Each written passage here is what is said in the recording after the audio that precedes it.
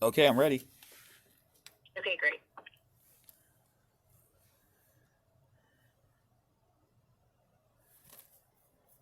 Hey, I'll just with Albert.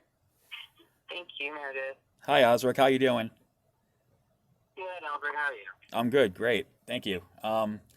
I gotta say, man, I watched Superhost, and you were fantastic in it. I actually felt bad for your character at times, but you really pulled it off nicely. It was a great role that you did. Oh, thank you so much.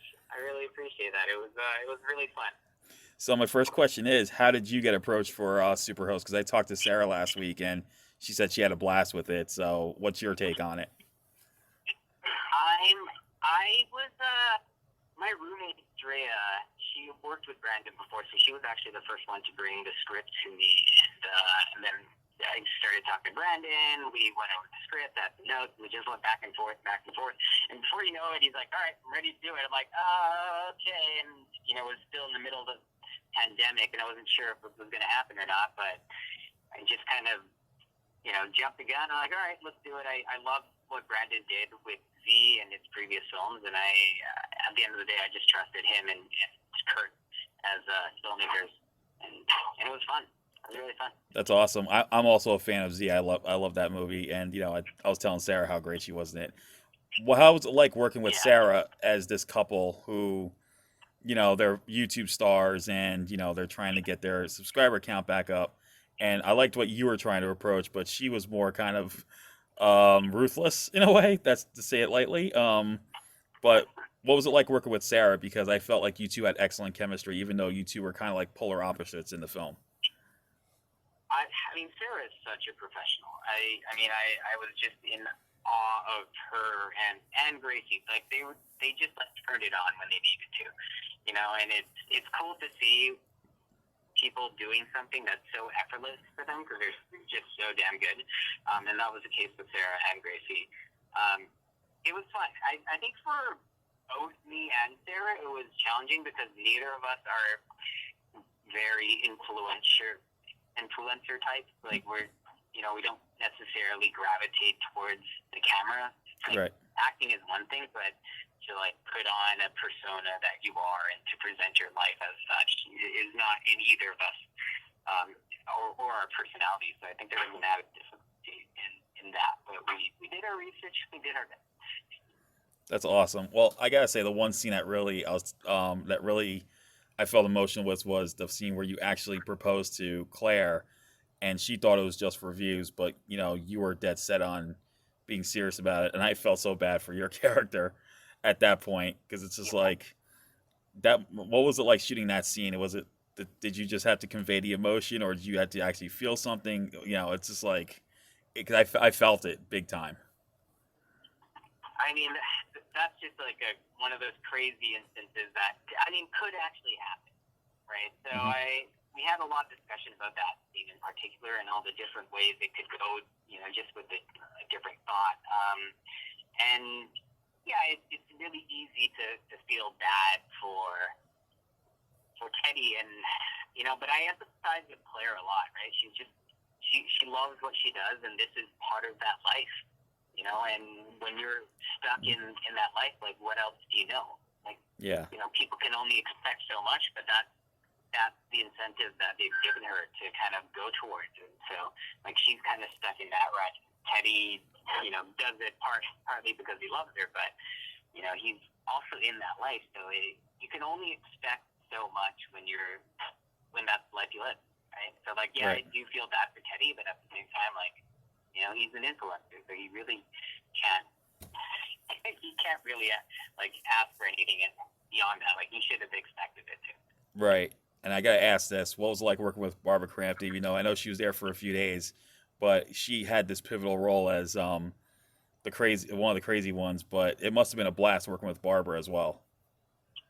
I mean, she's like a legend. Like, I think it was just fun to have her on set. Yeah, she came in and, you know, for whatever reason, there were like thousands of beetles flying around when we were filming, and so for me, it was just fun to like just to watch her discover, walking into a scene to have like 1,000 beetles attack your face, and then like, okay, we gotta do it again.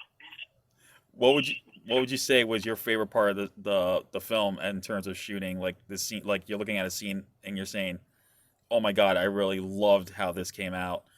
Um, I just like the fact that it went from a psychological horror film to a full-on slasher by the third act, and just that Yeah. tension, like just the twist right there. That was my favorite thing about the film. Like I wasn't expecting the slasher part until everything just goes down, and that's where your character comes in, like really, like at the top of your game. Like you're trying to just survive at that point, and it felt like slow paced. It may feel like slow paced, but it wasn't. And I just felt like you and Gracie did a great job all together with that last bit of the film. And I was like, holy! I was expecting something to happen, and it totally blew my mind when it didn't go the way I was expecting. So that's what I really liked about it. Yeah, I mean, I think the knife in Barbara's face was a cool thing to see come together. So that was a nice surprise. And then just watching Gracie's performance was so fun because I don't know, I think anytime you get to watch someone be a psycho, it's just really captivating. I agree. I told Sarah, and I wrote this in my review that's going to be up soon. It's going to I said that Gracie was a cross between Sherilyn Fenn from the '90s and Fairuza Balk's character in The Craft, where she just slowly descends into madness. But right off the bat, she gives that creepy vibe. But she seems nice at first. But then when we see it, it's just like, oh, okay, she's not who she says she is. She's just a psychopath, a complete one. And I felt like Gracie did an excellent job with this movie. Yeah, yeah. I mean, again, she was so much fun to watch. I think she did a phenomenal job, and she really like embraced the challenge of that role, and she met it. That's awesome.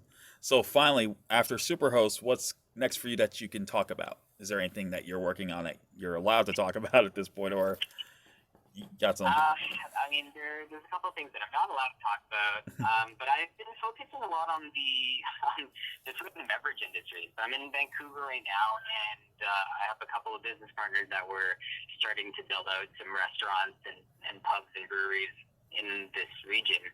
Nice. So that takes up most of my time these days. And it's been a really fun process to just kind of learn that space, and it feels weirdly enough like producing a film. That's good. I mean, 'cause in a way, it's like while you're waiting for something to come up, you got something to fall back on in the meantime. So you keep yourself busy. That's a good thing. Exactly. Awesome. Yeah, it's been great. So Superhost is coming on demand, digital, Blu-ray, and DVD on February the 1st. And those who love, who are into the whole social media thing and YouTube, they're gonna want to see this film because they might think twice. And Osric, you did an excellent job on this film, and I can't wait to see more of you on the screen. And thank you so much for taking the time to talk about it. Thank you so much. I really appreciate it. All right, you take care and stay safe. All right, you too. Bye-bye. All right, bye bye.